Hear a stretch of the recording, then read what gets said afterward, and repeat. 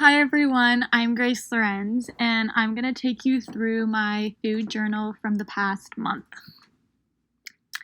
So I'm going to start off with one of the most classic American foods, or what has become one of the most classic American foods. About 93% of Americans actually eat at least one slice of pizza per month, so that's kind of crazy.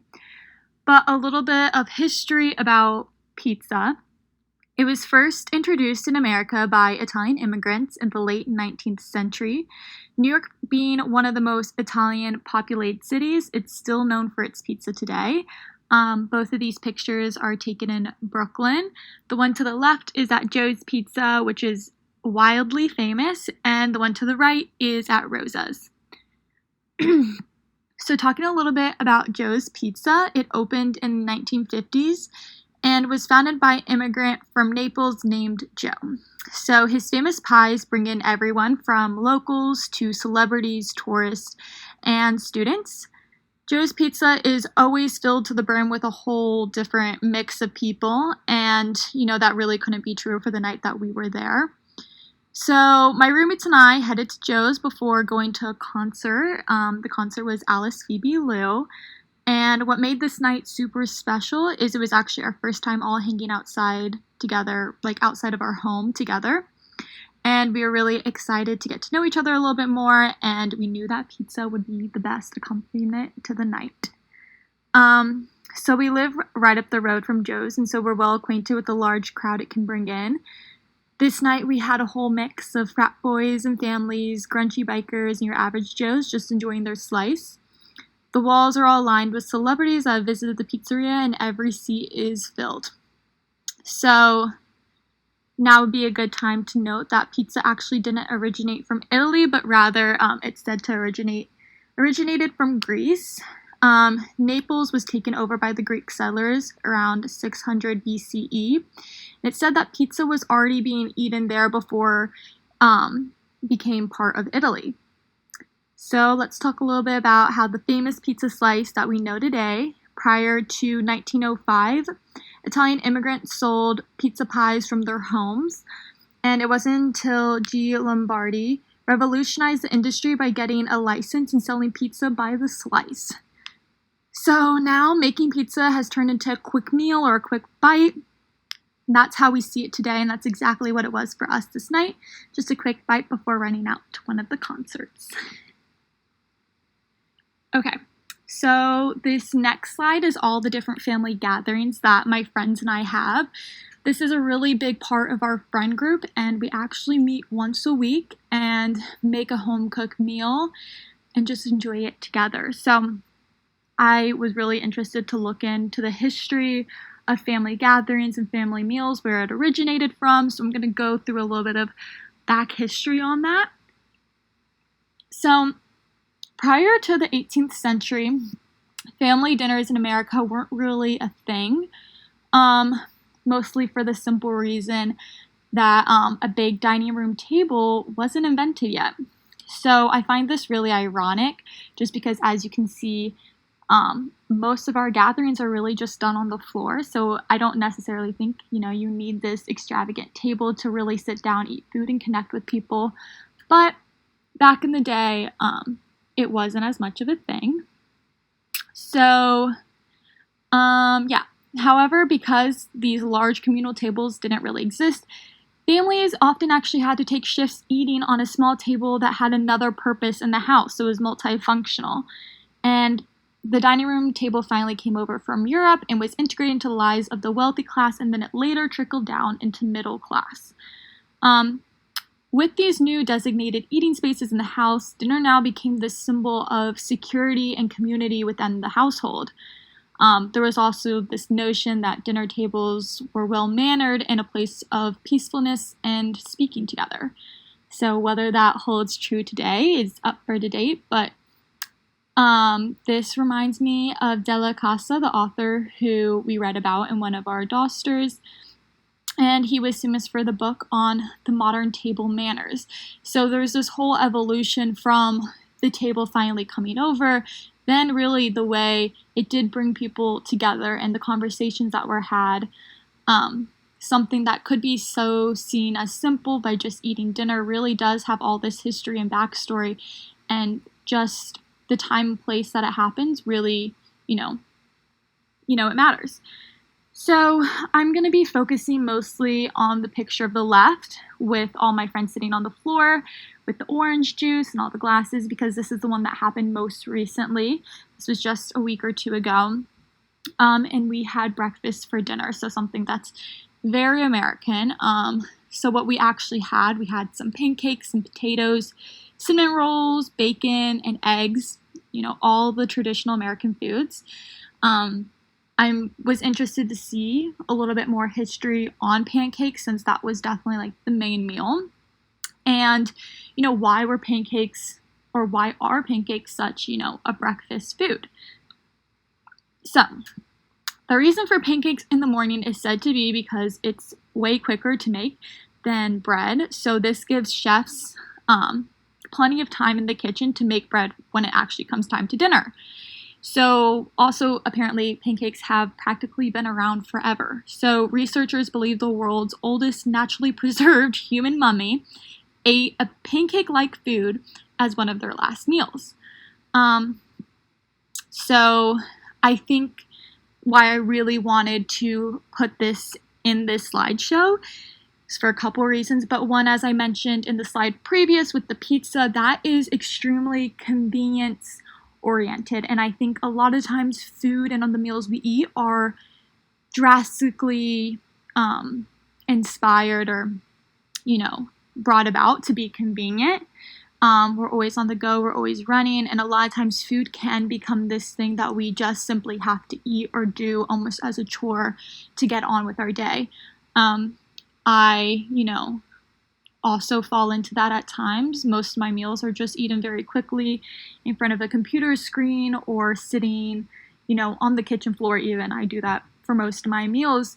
So having these weekly meetings with my friends is extremely important and just healthy, because it takes time. It gives us time to really step back from this convenience-driven world. And, I'm always so proud every week when our friends come together, because it is such a commitment to, take time out of your day to, one, make the food, but we also all live all different places throughout the city. So, there's also that commute oriented into it, and we all work, we always have a 9 a.m. or we're always going to work at 9 the next morning, but somehow we always make it happen. This is a fantastic way that we, bond, create relationships way deeper than we would if we just, were at a packed restaurant and everyone was there. You can't really get to sit down and connect, but in the privacy of your home, it's quiet, it's genuine, and it's always special every single week that we do it. So moving on, this is a night that my mom and I went to get Japanese. It's called Hanon in Brooklyn. So I took my mom here when she came to visit for two reasons. One reason is because it actually was located right underneath my old apartment building, and I used to live there when it was being built, and my mom would come and visit me in that apartment, and we were always so interested to see it. But also the other real reason I chose to go there is because I had actually just gone back from a trip to Japan, and I wanted to share all the different stories and my adventures with her over one of my favorite meals. So, yes, the meal we're eating here is called cold siron udon.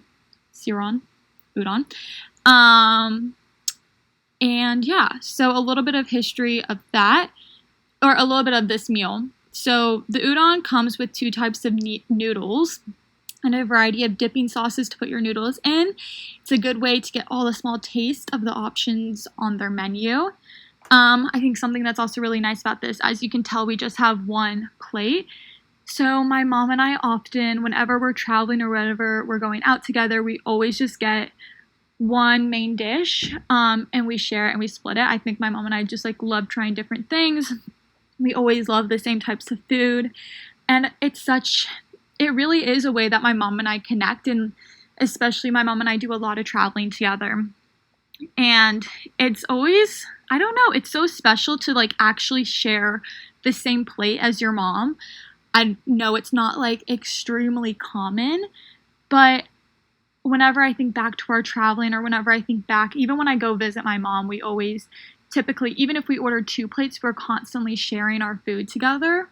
And it goes without saying, whenever we order something, it's very communal and it's going back and forth, and I'll have some of hers, she has some of mine. Like, it is such a bonding moment that I have with my mom, and it resonates with me when I look back on all of our traveling stories. And I know my mom, it's very important for her too. Like, it's so fun for us to have that experience of trying these delicious foods, and it's very one-on-one together, experiencing the same thing, rather it being individualistic. I have mine, you have yours. That's that. It becomes this whole other experience for us when it's this like game of trying it together. So yes. And then just a little bit of history on actually the noodles themselves. So noodles are made by mixing flour with lightly salted water, then kneading it, stretching it, and cutting the dough into thin strips. It's said that udon also came to Japan from China around the Nara period. And one of the interesting things about udon is that the thickness and hardness of the noodles varies from region to region. So, yes. Moving on. This is the last slide. Again, this, for me, food is a huge connecting point with people.